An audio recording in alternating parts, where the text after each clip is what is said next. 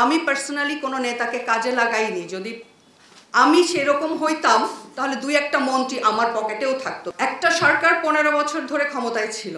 আমি একজন ছোটখাটো হলেও তো সেলিব্রিটি। আমাকে বিভিন্ন প্রোগ্রামে অনেক সময় ডাকতো, যেতাম, অনেক সময় যেতাম না। আমার বাসার সামনেই রোড শো হতো, আমাকে মিডিয়ার কিছু আমার কলিগরা ডাকতো যে তোমার বাসার সামনে হচ্ছে, আসো। তখন হয়তো দুই একটা প্রোগ্রামে আমি গেছি। যাওয়ার পরে গ্রুপ ছবি, ওখানে যেই ছবির কথা আপনি বলবেন, ওই গ্রুপ ছবিরা আপনারা দেখেন। আরও অনেক আর্টিস্ট আছে এবং রিনাউন্ড আর্টিস্টরা আছে আমার সঙ্গে। আমি একা না, এবং আমি পার্সোনালি কোনো নেতাকে কাজে লাগাইনি। যদি আমি সেরকম হইতাম তাহলে দুই একটা মন্ত্রী আমার পকেটেও থাকতো, বিকজ অফ আমি একজন সেলিব্রিটি। আপু, আমার একটা প্রশ্ন ছিল, আপনি এখানে লিখেছেন জুয়েল নিজ স্ত্রীকে অনৈতিক সম্পর্কে বাধ্য করতেন, এবং নিজ স্ত্রী বলতে কাকে বোঝাচ্ছেন? মানে হচ্ছে উনি আগের স্ত্রী? না না, আগের স্ত্রী না, আমার কথাই বলছি। জুয়েলের সাথে পরিচয় হবার বেশ আগে, 2 থেকে 3-4 মাস আগে আমার ছেলেকে আমি ভর্তি করাই। জুয়েলের সাথে আমার পরিচয় হয় 2018 সালের সেপ্টেম্বর অক্টোবরের দিকে। তার আগেই আমার ছেলেকে আমি ভর্তি করাই। দ্বিতীয়ত, আমাকে দ্বিতীয়বার ডিভোর্স, যার কাছ থেকে আমি এত ব্ল্যাকমেইল করলাম, তার অভিযোগ, সে দ্বিতীয়বার কেন আমাকে বিয়ে করবে, কেন আমার সাথে রিলেশনে যাবে, এবং দ্বিতীয়বার কেন সে আমাকে এইসব দিবে? বিষয়টা কি এরকম যে তাকে আমি ব্ল্যাকমেইল করে বিয়ে করলাম? সে যেসব অভিযোগ, আমার কাছে ভিডিও আছে এখনও নিউজের, সে পকেটে করে ভ্যালমনের ঘড়ি, 2টা আইফোন, জুয়েলারি, গহনা, এগুলো নিয়ে ঘুরে বেড়াতো, আর আমি তার কাছ থেকে নিয়ে নিতাম। মানে একটা মেয়ে তাকে ব্ল্যাকমেইল করে বিয়ে করছে, সে থানায় কোনো অভিযোগ সাথে সাথে তখন করে নাই, কোনো আইনের আশ্রয় নেয় নাই, বাট সে গহনাগাটি, বেলমানের ঘড়ি এবং আইফোন নিয়ে ঘুরে বেড়াতো, টাকা পয়সা নিয়ে ঘুরে বেড়াতো, তার কাছ থেকে আমি নিয়ে নিতাম। বিষয়টা কি তাই?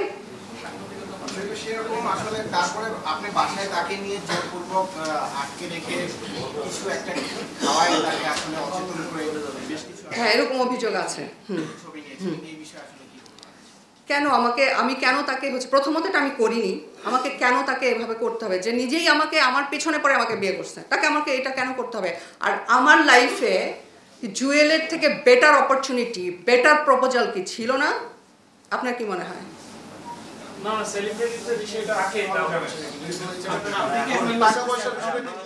আমি ইউএসএতে অলরেডি গ্রিন কার্ড হোল্ডার। আমি অ্যাপ্লাই করার 11 মাসে আমি গ্রিন কার্ড পেয়েছি। আমাদের দেশের সুপারস্টাররা যেভাবে গ্রিন কার্ড নিয়েছে আমেরিকাতে, শাকিব খান থেকে শুরু করে সবাই তাদের নিজের প্রোফাইলের উপর, নিজের যোগ্যতার উপর গ্রিন কার্ড পেয়েছে। আমি ঠিক সেম ক্যাটাগরিতে গ্রিন কার্ড পেয়েছি। আপা, আমার একটা লাস্ট প্রশ্ন ছিল, আচ্ছা, জুয়েল কি এখন আপনার স্বামী? হ্যাঁ। আপনি কি তার সাথে ডিভোর্স চান নাকি তার বিরুদ্ধে আইনানুগ ব্যবস্থা চান? সবই চাই। সেটা আমি যখন করব আমার সময় অনুযায়ী আমি আপনাদেরকে জানাবো। এখন আপনি কি চাচ্ছেন আমাদের কাছ থেকে, এটা বলেন। আমি সত্যটা জানাতে এসেছি মানুষকে।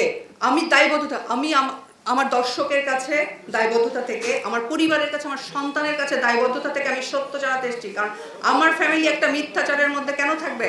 আমার সন্তানের মা একটা মিথ্যাচারের মধ্যে কেন থাকবে? আপু, আমার একটা লাস্ট প্রশ্ন, যে ঘটনাগুলো শুনলাম, একটা লাস্ট প্রশ্ন। আপু, আমি একজন করে প্রশ্ন করেন। লাস্ট প্রশ্ন, যে এই পর্যন্ত যে ঘটনাগুলো বললেন, সেই ঘটনাগুলোতে একদিকে কিন্তু স্পষ্ট প্রমাণিত হচ্ছে যে কোনো কারণেই হোক আপনাকে কিন্তু সে খুব ভালোবাসে, এই জন্য সে আপনাকে এদিকে আনতে চাচ্ছে। আমার কথাটা হচ্ছে, আপনি তাকে যে চাচ্ছেন না, এটা কোন এলিগেশনগুলো, এগুলো একটু মুখ্য করে বলবেন। আচ্ছা, আপনি যদি এটাকে ভালোবাসা মনে করেন, সে তো আপনি বলছেন, মানে সেও তো যে ক্ষমতাশালী লোক, সে তো চাইলেই অনেককেই কাছে আনতে পারে। সেই দিক থেকে তো আপনাকে সে কাছে চাচ্ছে, এবং আপনি চাচ্ছেন না কোন এলিগেশন? আচ্ছা, এত সহজ নাকি? এত সহজ? সে কি আমাকে আমার মন জয় করতে পারলো? সে ক্ষমতা দেখাইতে পারছে, আমাকে জোর করে আটকে রাখছে, মন জয় করতে পারে নাই তো। তার থেকে যে দূরে সরতে চাচ্ছেন, এই এলিগেশনগুলো একটু, আমার গায়ে হাত তোলা থেকে শুরু করে মানসিক টর্চার, সারাক্ষণ হুমকি, এই 4-5টা বছর আমি কিভাবে কাটিয়েছি সেটা আমি ছাড়া কেউ জানে, আমার পরিবার ছাড়া আমি ছাড়া কেউ জানে না।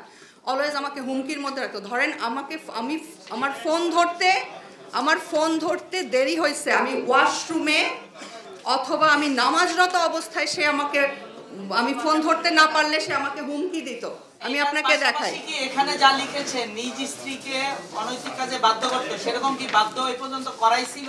আমাকে চেষ্টা করতো, আমাকে পারেনি কখনো।